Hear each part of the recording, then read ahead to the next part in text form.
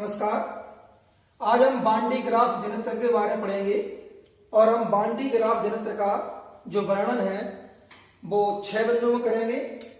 पहला हमारा बिंदु होगा सिद्धांत, दूसरा नामांकित आरेख और तीसरा संरचना, चौथा कार्यविधि, पांचवा उपयोग और 6 नंबर पर आएगा दोष। तो इन्हीं 6 पॉइंट्स पर हमारा बोर्ड एग्जाम में एक क्वेश्चन आता है, तो इन्हीं के अंदर हम इसको समझाने वाले हैं। तो सबसे पहले हम बात करते हैं कि बांडी ग्राफ जनत्र होता क्या है। बांडी ग्राफ जनत्र एक विद्युत उत्पादक मशीन है और ये 10 मिलियन वोल्ट तक विभव को पैदा करने वाली मशीन होती है। और सन 1931 में वैज्ञानिक बांडी ग्राफ ने इसको तैयार किया था।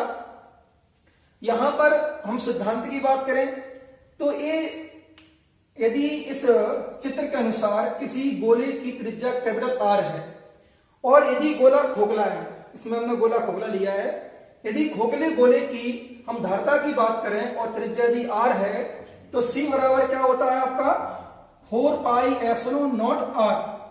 यहां पर सूत्र से स्पष्ट है कि हम धारता यदि बढ़ाना चाहते हैं तो हमें त्रिज्या कैपिटल आर को बढ़ाना होगा। इसके अतिरिक्त सिद्धांत में यह कहा जाता है और यह सिद्धांत यह नियम भी है कि नुकीले सिरों पर विभवांतर का मान समतल पृष्ठ के सिरों के विभवांतर की अपेक्षा अधिक होता है, अर्थात हम नुकीले सिरों पर अधिक विभवांतर पैदा कर सकते हैं। ये इसका सिद्धांत होता है। अगले हम नामांकित आरेख की बात करें तो नामांकित आरेख आपके सामने बना हुआ है और इसकी संरचना में हमको इसका वर्णन लिखना होता है। तो हम इसका वर्णन करते हैं संरचना में। देखिए आप यहां पर एक सबसे पहले हम गोले की बात करें तो यहां गोला एस खोखला है और खोखले गोले का जो व्यास है वो बहुत मोस्ट जानना आपके लिए कि व्यास लोग क्वेश्चन करते हैं कि सर जो खोखला गोला लेते हैं उसका व्यास कितना होता है। इसका व्यास होता है 5 मीटर, अर्थात यहां पर यदि त्रिज्या की बात करें तो त्रिज्या क्या हो जाएगी आपकी r इक्वल 5/2 यानी कि 2.5 मीटर। तो त्रिज्या से कितनी होती 2.5 मीटर। हम आगे बढ़ते हैं। इस गोले को कुचालक स्तंभ ए और बी पर स्थित किया गया है, इसको रखा गया है, एडजस्ट किया गया है।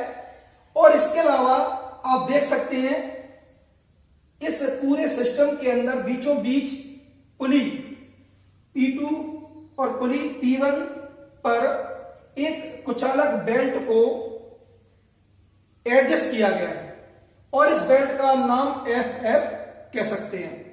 अब इसके बाद इस पुली P1 और P2 को घुमाने के लिए हमने पुली P1 पर एक मोटर एडजस्ट कर दी है, जिससे ये पुली हमारे स्विच ऑफ और स्विच ऑन करते ही घूमना प्रारंभ कर देगी।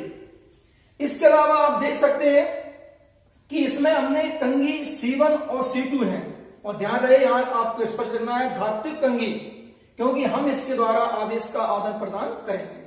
तो इसमें धात्विक कंघी C1 और C2 होती है और यहां पर अगर व्यवस्था में देखा जाए तो धात्विक कंघी C2 को खोखले गोले S के पृष्ठ से कनेक्ट किया गया है और कंघी C1 को उच्च तनाव की बैटरी B के धन सिरे से कनेक्ट किया गया है।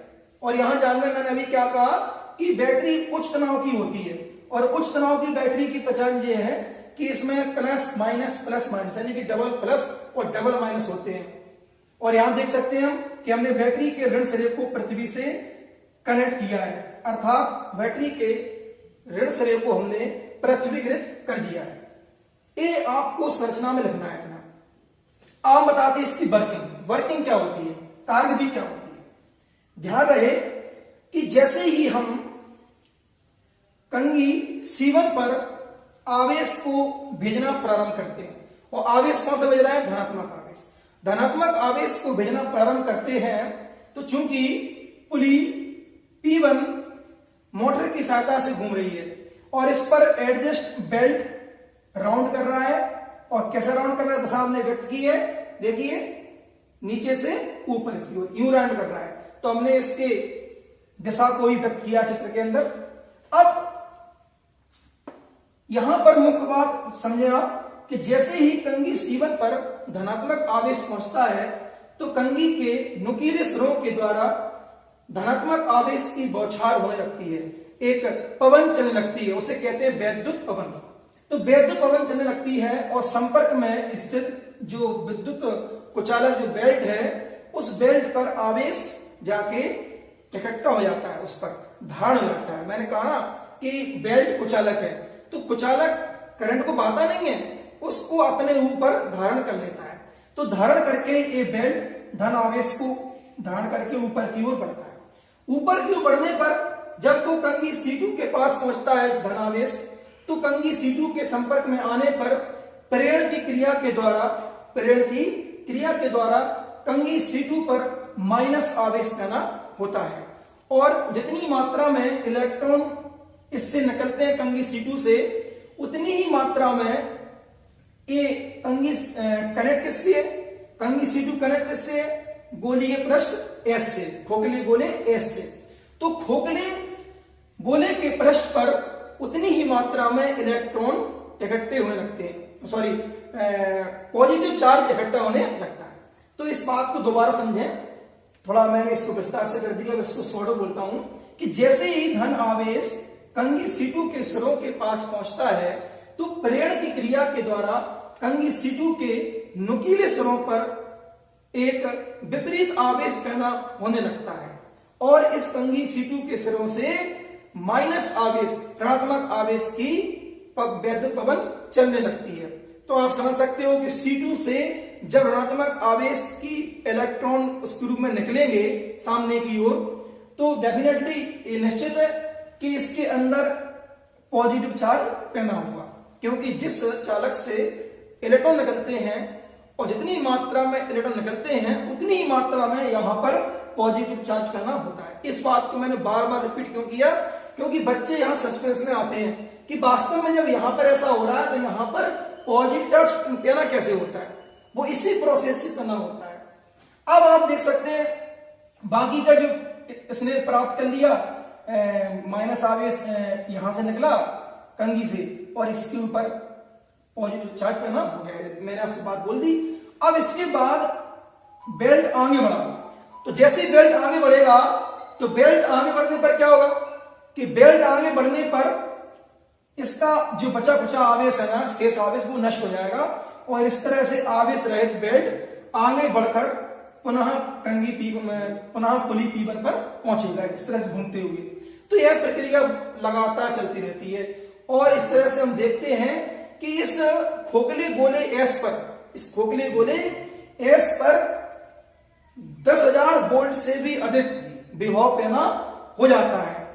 और यहां पर यदि हम बात करें इसके उपयोग की, तो उपयोग में इसका पहला उपयोग है उच्च विभव पैदा करने में, उच्च विभव पैदा करने में इसका उपयोग होता है। दूसरा इसका उपयोग आपके अल्फा कण है, न्यूट्रॉन है, इनको त्वरित करने में इसका उपयोग होता है।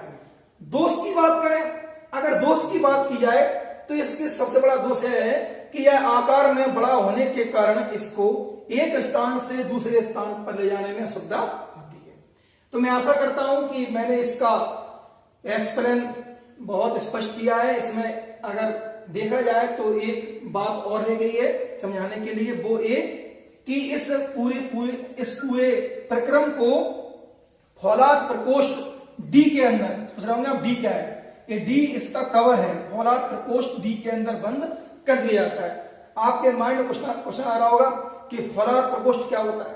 फौलाद प्रकोष्ठ एक मोटी दीवार होती है जो सीमेंट कंक्रीट से बनाई जाती है, क्योंकि जब इसमें 10 मिलियन वोल्ट तक आवेश पैदा हो रहा है, एक इलेक्ट्रिक पैदा हो रही है, चार्ज पैदा हो रहा है, तो ये बहुत खतरनाक होता है। इसलिए इसको बहुत व्यवस्था के साथ, सुरक्षा के साथ इसको कवर किया जाता है। इसलिए यहां पर लिखा गया फौलाद प्रकोष्ठ डी के अंदर इसे बंद कर दिया जाता है। तो फ्रेंड्स, इसी टॉपिक के साथ हमारा 12th फिजिक्स का सेकंड चैप्टर समाप्त होता है।